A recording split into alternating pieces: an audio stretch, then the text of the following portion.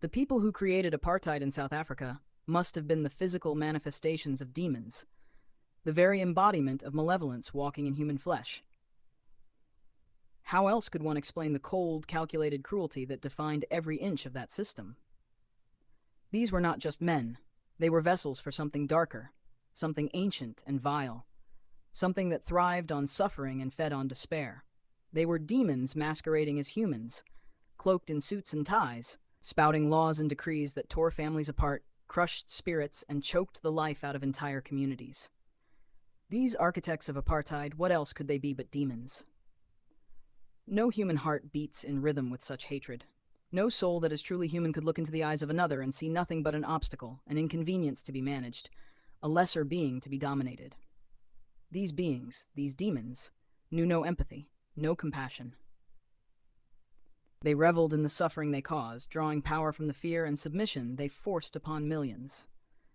They were not merely misguided or misled, they were deliberate in their evil, methodical in their oppression.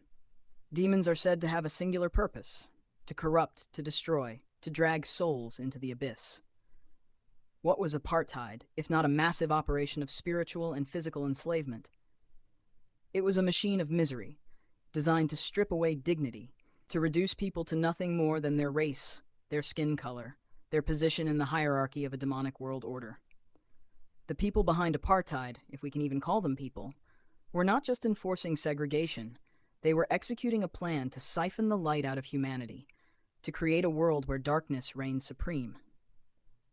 Look at the laws they wrote, the prisons they built, the propaganda they spread like a poison. These were not the works of ordinary men. They were the rituals of demons, the incantations of beings who sought to bind and control, to exert dominion over the earth by any means necessary. They twisted reality to suit their needs, warping the minds of even those who might have resisted, turning them into collaborators, enablers of their demonic agenda. It was not just a political strategy, it was spiritual warfare. And what of the enforcers, the police, the soldiers who carried out the will of these demons in human form? Were they possessed, or were they simply too weak to resist the pull of evil? Did they feel the weight of the demonic presence in their midst, or did they become demons themselves, corrupted by the power they wielded over life and death? In the end, does it matter? The outcome was the same: a society fractured, a nation bleeding, a people enslaved. But demons cannot operate in the open without willing accomplices. They need the ignorance, the indifference, the apathy of the masses to thrive.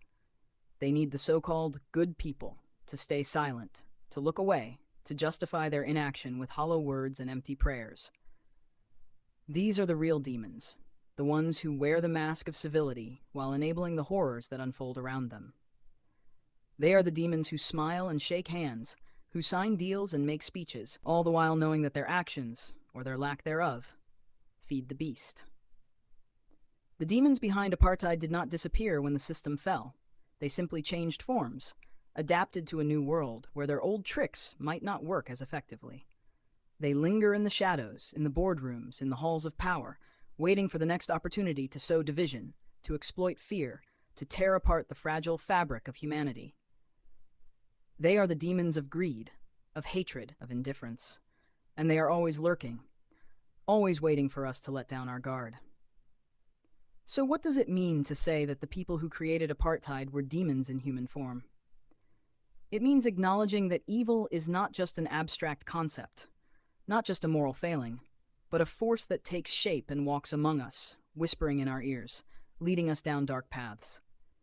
It means understanding that the struggle against such evil is not just a political fight, but a spiritual one, a battle for the very soul of humanity. And it means recognizing that as long as we allow the demons to walk among us, whether in power or in our own hearts, apartheid, like all forms of evil, will never truly be defeated. Please like and subscribe.